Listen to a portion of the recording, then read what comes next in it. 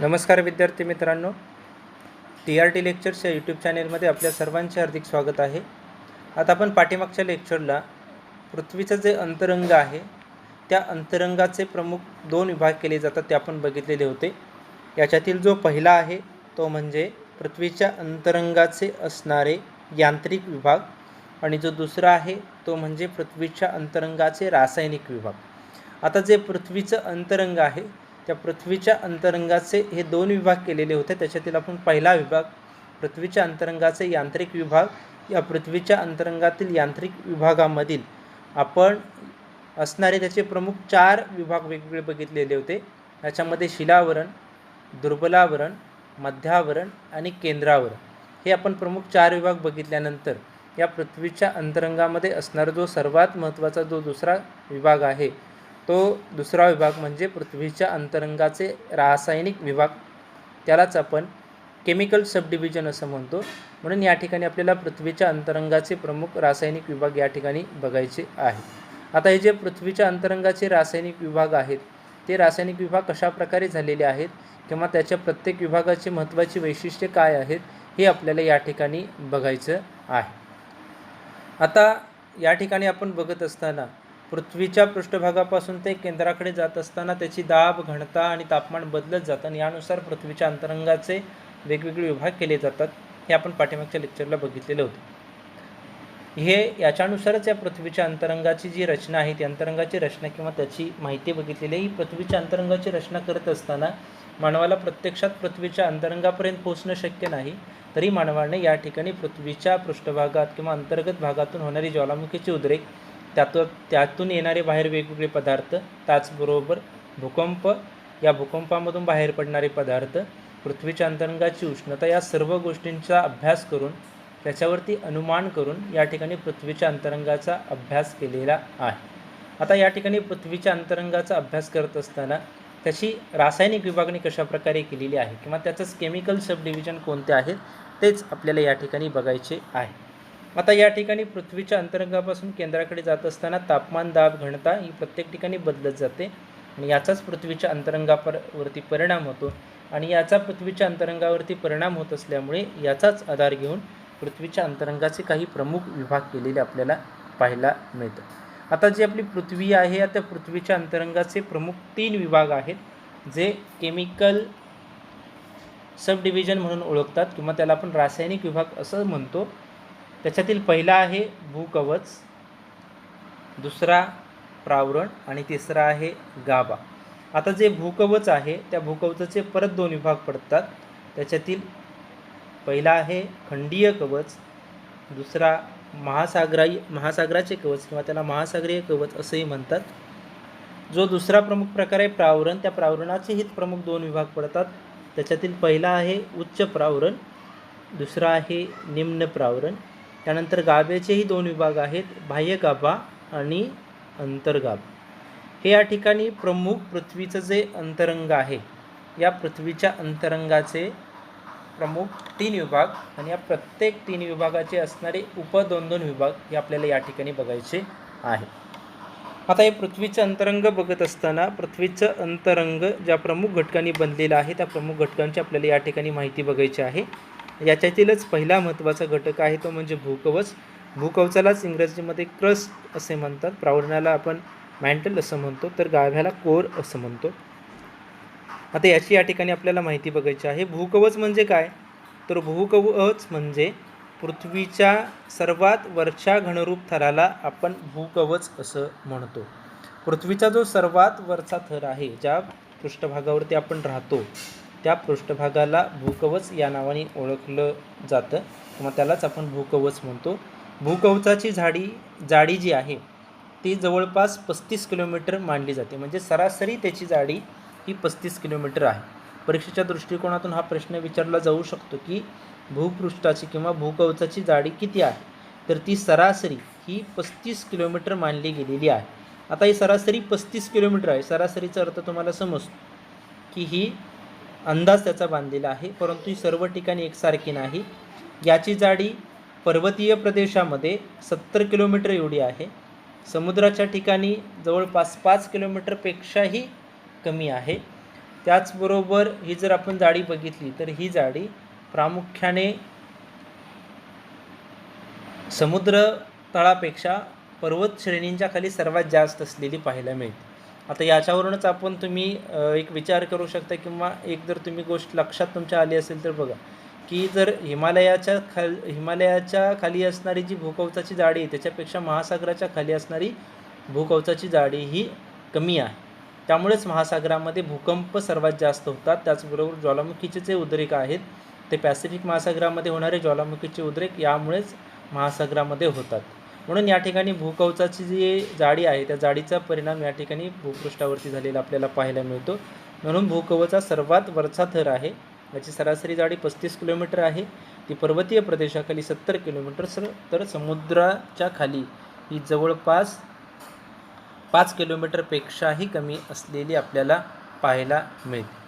आता या ठिकाणी जे भूकवच आहे त्या भूकवचाचा 29.2% भाग हा जमिनीने व्यापलेला आहे तर 70.8% भाग हा पाण्याने व्यापलेलाही आपण बघितलेला आहे. तर एकूण वस्तुमानापैकी 0.2% वस्तुमान आणि एकूण घनफळापैकी 0.5% घनफळ हे भूकवचाने व्यापलेलं आहे. या थराचं तापमान हे जवळपास 0 ते 874 अंश सेल्सिअस एवढं आहे. आता या ठिकाणी या भूकवचाचे प्रामुख्याने 2 विभाग पडतात. एक पहिला आहे तो म्हणजे खंडीय भूकवच किंवा खंडीय कवच असं म्हणतो. भूकवचाचा सर्वात वरचा जो थर आहे तो सर्वात वरचा थर म्हणून आपण भूकवच ओळखला जातो.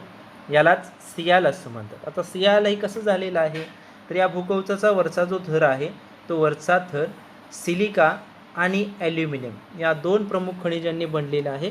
यामुळेच त्याला आपण सिलिका किंवा सियाल असं म्हणतो. याची जाडी सरासरी 30 किलोमीटर आहे. आता हा सिलिका जो आहे किंवा सिलिका आणि ॲल्युमिनियम या 2 प्रमुख खडकांनी याची निर्मिती आपल्याला झालेली पाहायला मिळते. आता या ठिकाणी हा जो याचा भाग आहे याचा भाग प्रामुख्याने 2 खडकांनी बनलेला आपल्याला पाहायला मिळतो. आता सिलिकामधील SI आणि ॲल्युमिनियममधील AL हे 2 प्रामुख्याने शब्द घेऊन हा सियाल हा शब्द झालेला आहे. यावरूनच हे जे खंडीय कवच आहे या खंडीय कवचाला सियाल असं नाव दिलेलं आहे. कारण याची निर्मिती सियाल आणि ॲल्युमिनियम या 2 प्रमुख खडकांच्यामुळे किंवा रासायनिक घटकांचं प्रमाण जास्त असल्यामुळे याची निर्मिती झालेली आहे आणि यावरूनच त्याला हे नाव दिलेलं आपल्याला पाहायला मिळते. याची निर्मिती प्रामुख्याने ग्रानाइट या खडकापासून झालेली आहे. त्याचबरोबर याची घनता ही 2.7 ते 2.9 ग्रॅम प्रति घन सेंटीमीटर एवढी आहे. भूकंपाच्या ज्या लहरी आहेत या भूकंपाच्या प्राथमिक लहरी या थरामध्ये एका सेकंदाला 5.6 किलोमीटर ते दुय्यम लहरी एका सेकंदाला 3.2 किलोमीटर प्रति सेकंद या वेगाने प्रवास करतात. म्हणून या ठिकाणी खंडीय कवच जे आहे ते खंडीय कवच महत्त्वाचं आहे. त्यालाच आपण सियाल असं म्हणतो. ते ग्रॅनाइट या खडकापासून बनलेलं आहे. त्याचबरोबर सिलिका आणि ॲल्युमिनियम या 2 रासायनिक घटकांचं प्रमाण त्याच्यामध्ये सर्वात जास्त असलेलं आपल्याला पाहायला मिळेल.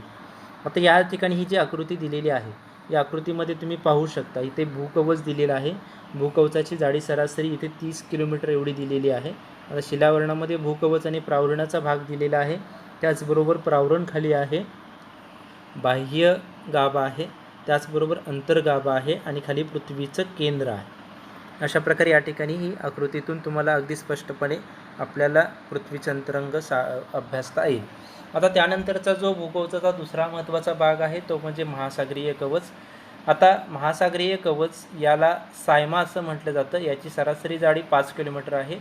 आता आपण बघितलं होतं की जे भूकवच आहे भूकवचाची सरासरी जाडी पर्वताच्या खाली 70 किलोमीटर आहे तर महासागराच्या खाली 5 किलोमीटर आहे. म्हणून महासागरीय कवचाची जी जाडी आहे ती 5 किलोमीटर आहे. हे प्रामुख्याने सिलिका आणि मॅग्नेशियम या रासायनिक मूलद्रव्यांनी बनलेलं आहे. म्हणूनच सिलिकामधील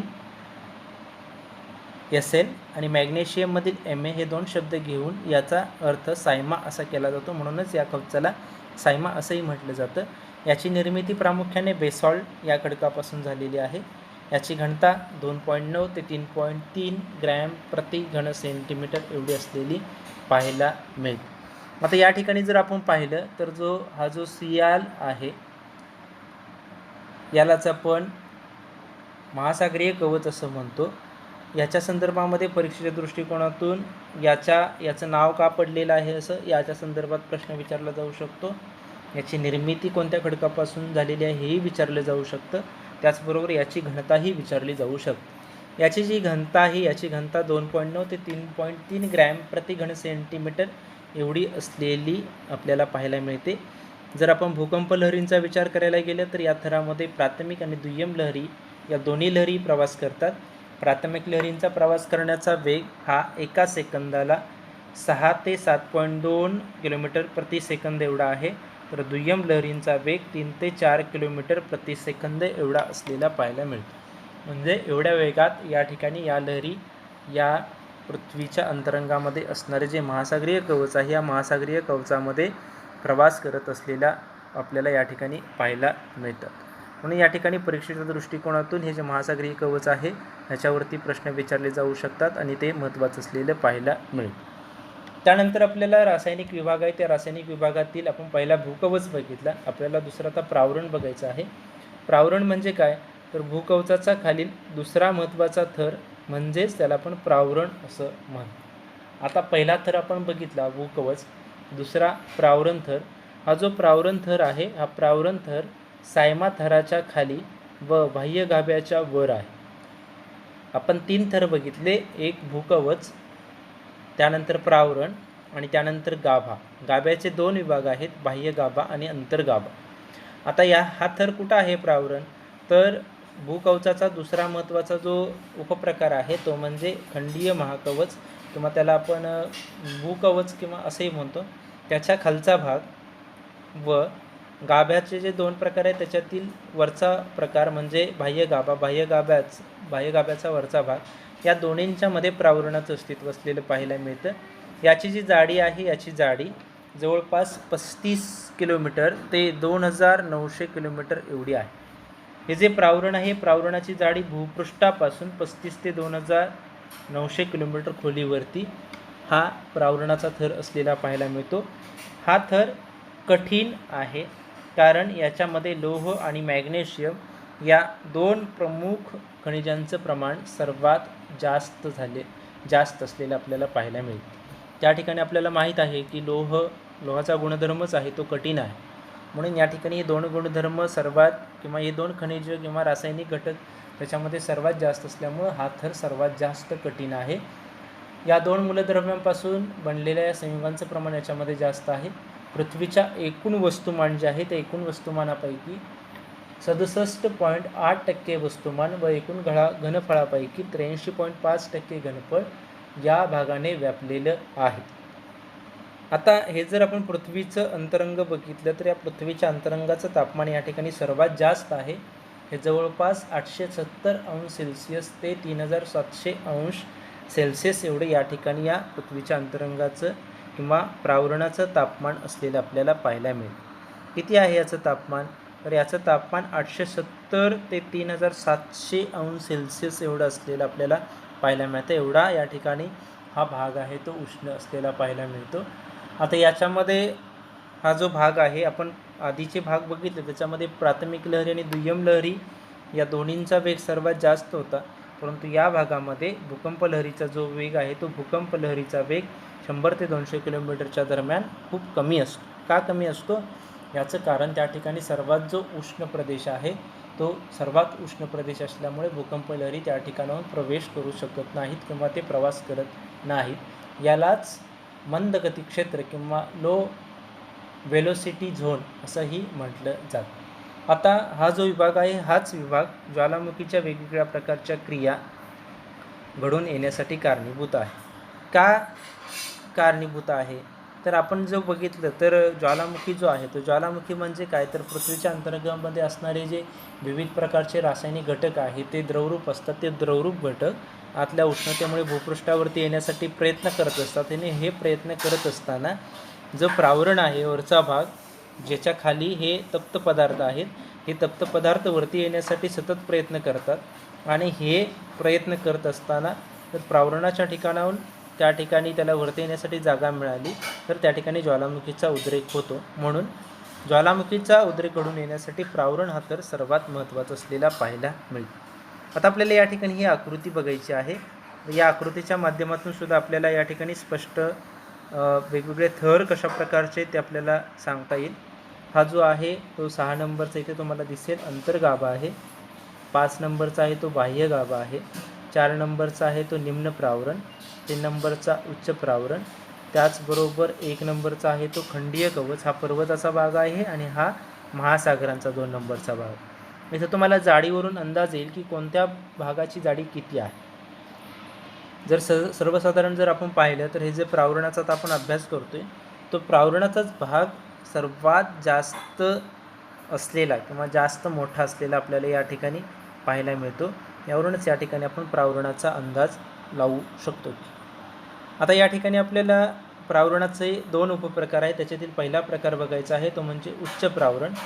आता याचे 2 प्रकार पडतात, उच्च प्रावरण आणि निम्न प्रावरण.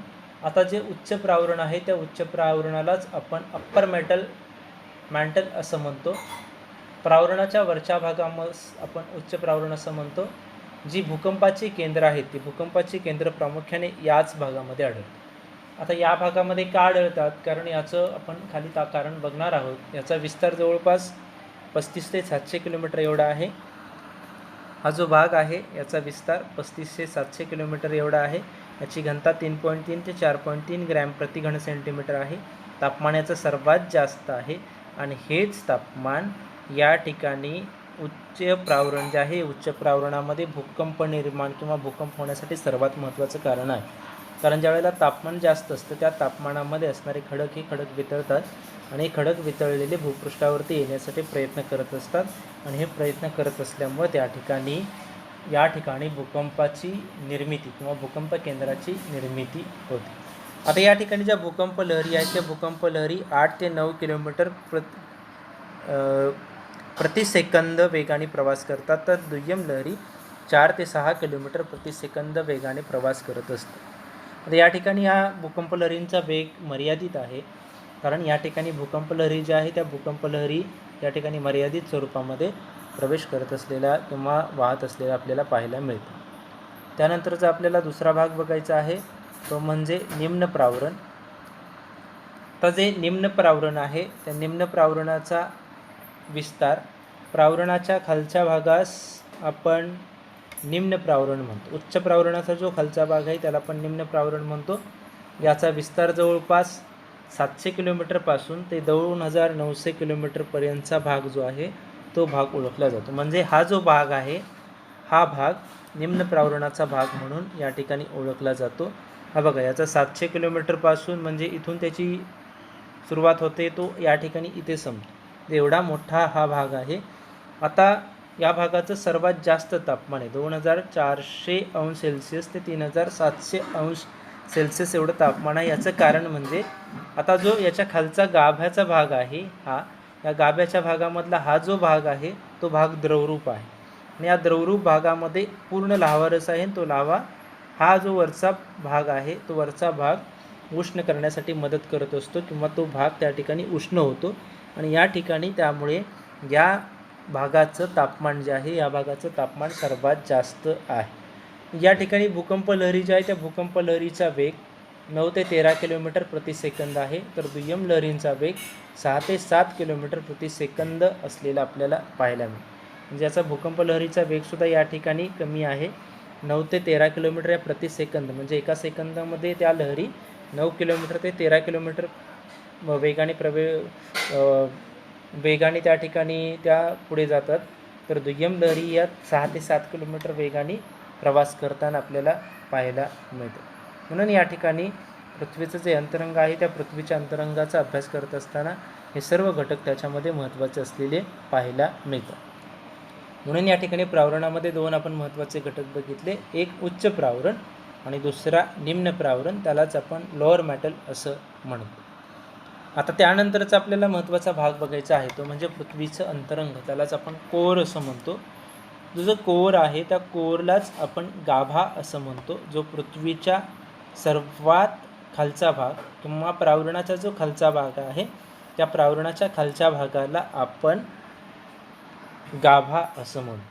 आता हा गाभ्याचा भाग कोणता आहे, तर हा जो गाभा आहे तो गाभ्याचा भाग प्रामुख्याने या इथे आकृतीत दाखवल्याप्रमाणे हा जो इथून इथपर्यंतचा हा जो एवढा भाग आहे तो भाग गाभा म्हणून या ठिकाणी ओळखला जातो.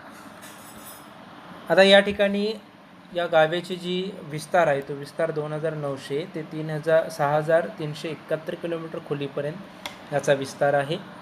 पृथ्वीच्या अंतरंगामध्ये असणारे ज्या वेगवेगळे घटक आहेत त्या वेगवेगळ्या घटकांच्या पैकी जवळपास 32% वस्तुमान या विभागात आहे, तर घनफळापैकी 16% घनफळ या विभागाने व्यापलेलं आहे.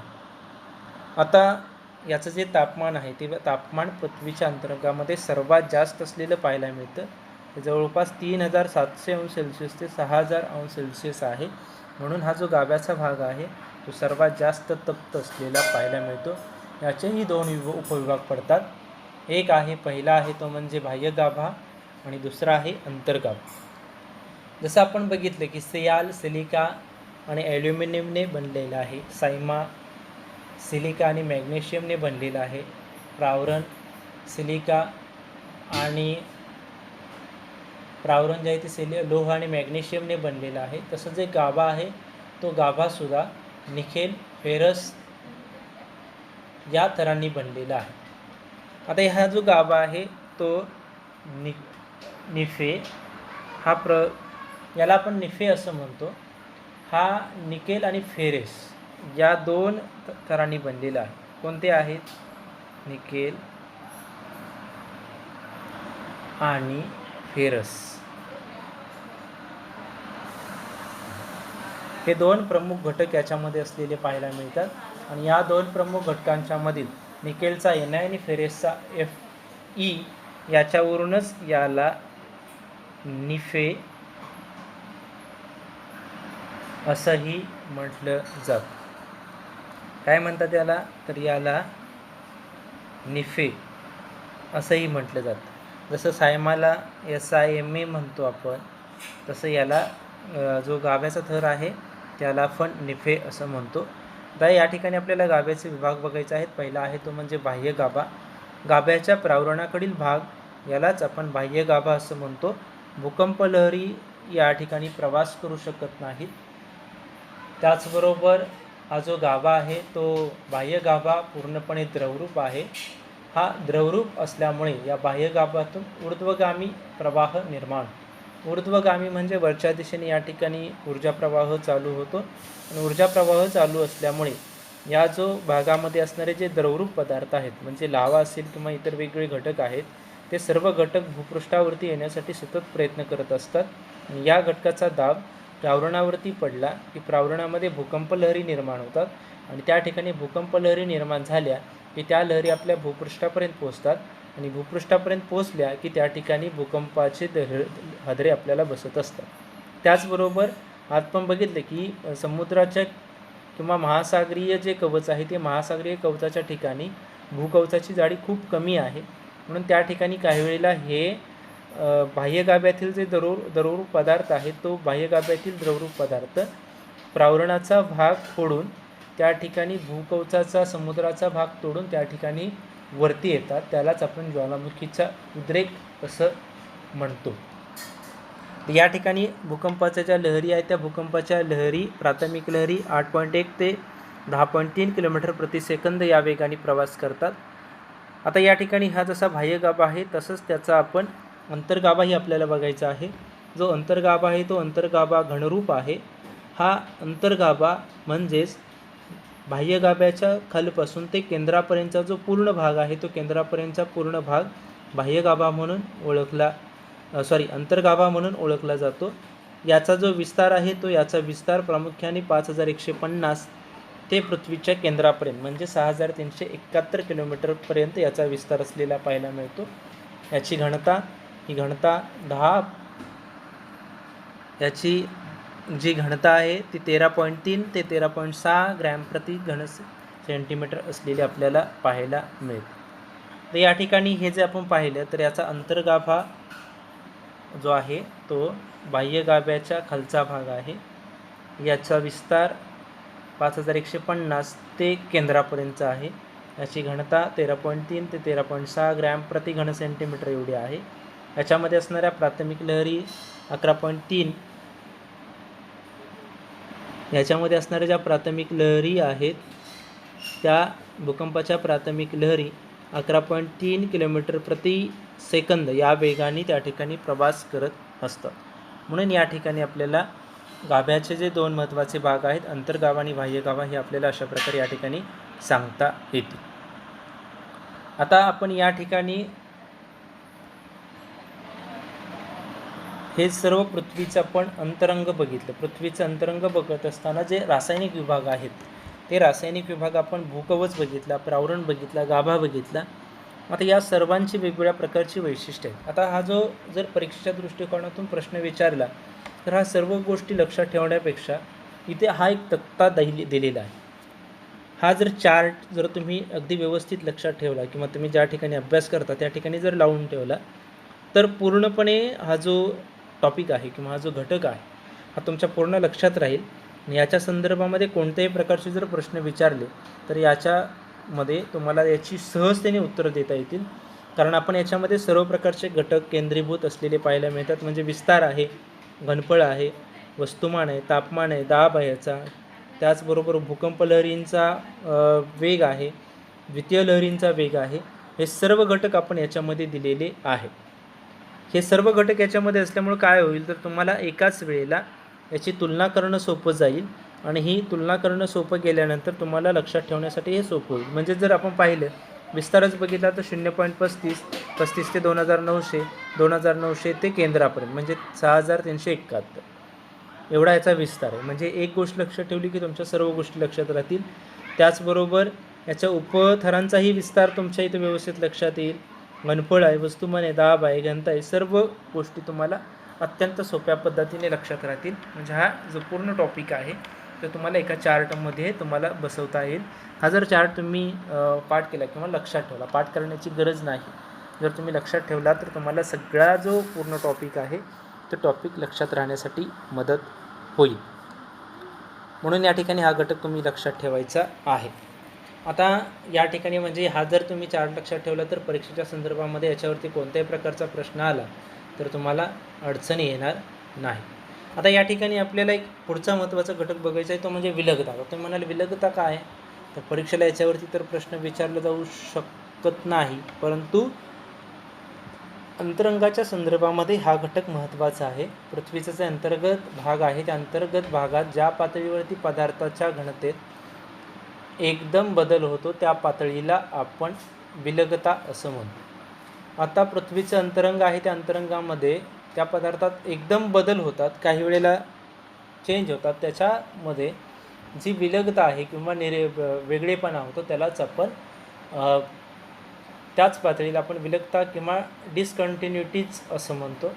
या पृथ्वीच्या अंतरंगामध्ये प्रमुख 3 विलगता आहेत. एक कॅनरॅड विलगता, त्याचबरोबर मोहो विलगता, तिसरी आहे गुटेनबर्ग विलगता. या 3 विलगता आपल्याला बघायच्या आहे.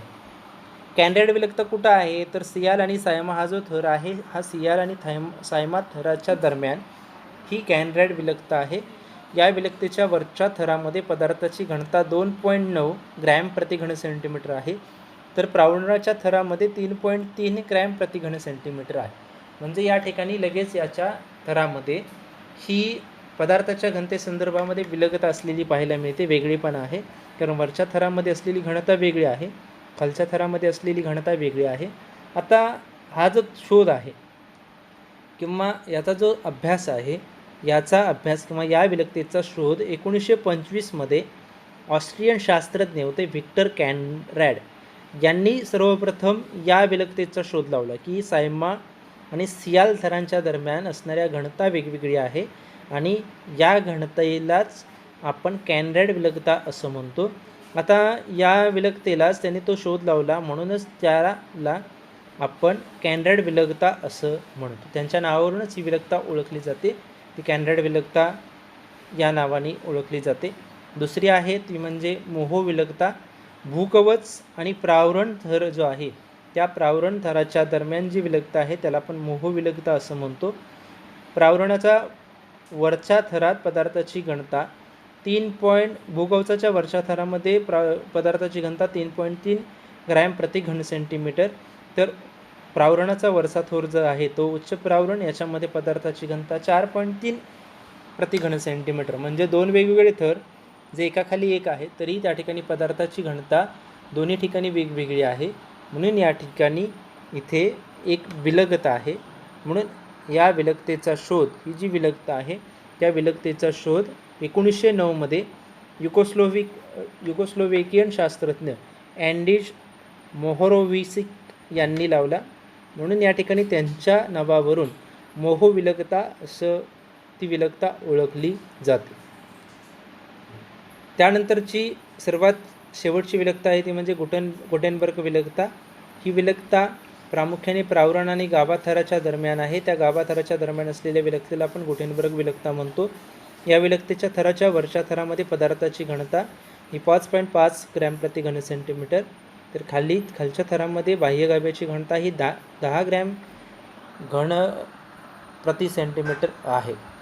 या ठिकाणी आता वरच्या थरामध्ये असणारी घनता आणि बाह्य गाभ्यामध्ये असणारी घनता ही खूप वेगळ्या प्रकारची आहे. पदार्थाच्या याच्या वरच्या थरामध्ये असणारी घनता 5.5 ही कमी आहे, बाह्य गाभ्यामध्ये असणारी घनता ही जास्त आहे. म्हणून या ठिकाणी विलगता आहे. याचा अभ्यास जो आहे तो 1992 मध्ये अमेरिकन शास्त्रज्ञ गुटेनबर्ग यांनी या विलगतेचा शोध लावला. म्हणून या विलगतेला त्यांच्या नावावरून गुटेनबर्ग विलगता असे या ठिकाणी म्हटले जाते. असे या ठिकाणी महत्त्वाचे याचे विभाग असलेले आपल्याला पाहायला मिळतं.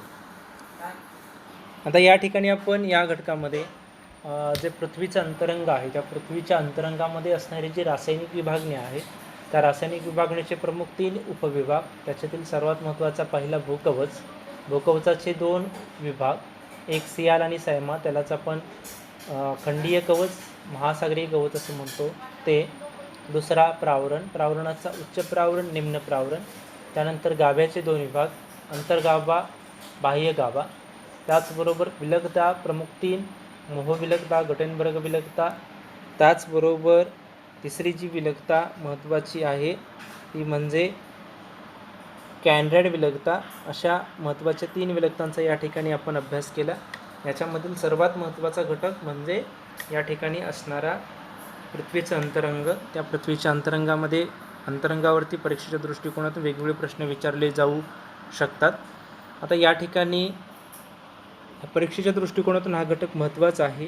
पूर्वपरीक्षा असू द्यात किंवा मुख्य परीक्षा, ह्याच्यामध्ये जे चार्ट आणि आकृत्या दिलेल्या आहेत त्या सर्वात महत्त्वाच्या, डायग्रॅम्स जे आहेत किंवा जे चार्ट आहेत ते सर्वात महत्त्वाचे आहेत की ज्याच्या माध्यमातून तुम्हाला परीक्षेच्या संदर्भामध्ये जर काही महत्त्वाचे प्रश्न आले तर याचं उत्तर तुम्हाला सहज देता येईल. आपण या ठिकाणी याच्या अगोदरचा भाग 1 मध्ये याची आपण रासायनिक विभागणी बघितलेली आहे. तर हा जो दुसरा भाग आहे तो दुसऱ्या भागामध्ये आपण या पृथ्वीच्या अंतरंगाची यांत्रिक विभागणी या ठिकाणी आपण बघितलेली आहे. पहिल्या विभागामध्ये आपण प्रामुख्याने पृथ्वीच्या अंतरंगाची यांत्रिक विभागणी, तर दुसऱ्या विभागामध्ये रासायनिक विभागणी म्हणजे जे केमिकल सब डिव्हिजन आहेत त्या केमिकल सब डिव्हिजनची आपण या ठिकाणी माहिती बघितलेली आहे. आता हा व्हिडिओ आवडल्यास लाईक करा, शेअर करा, त्याचबरोबर जास्तीत जास्त सबस्क्राईब करा. आणि तुमच्या काही शंका किंवा अडचणी असतील तर त्या ठिकाणी कमेंट बॉक्समध्ये टाकायला विसरू नका. त्याचबरोबर खाली जो बेल आयकॉन आहे त्या बेल आयकॉनवरती क्लिक करा की जेणेकरून तुम्हाला या ठिकाणी जे नवीन व्हिडिओ येतील ते व्हिडिओ तुम्हाला परीक्षेच्या दृष्टिकोनातून किंवा अभ्यासाच्या दृष्टिकोनातून महत्त्वाचे असतील ते तुम्हाला पाहता येतील. थँक्यू, धन्यवाद.